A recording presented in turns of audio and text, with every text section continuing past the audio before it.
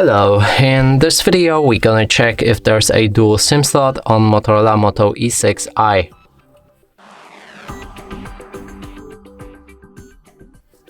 And to do this, we'll need to find the SIM slot on this device, which is located on the left top side of this phone.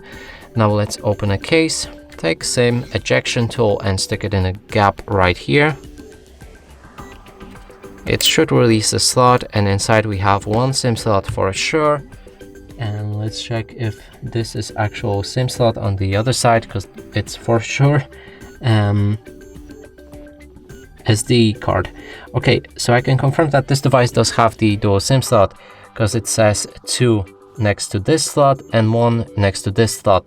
And that's it for this video. Hope you like it. Please consider subscribing to our channel, leave a like and a comment below.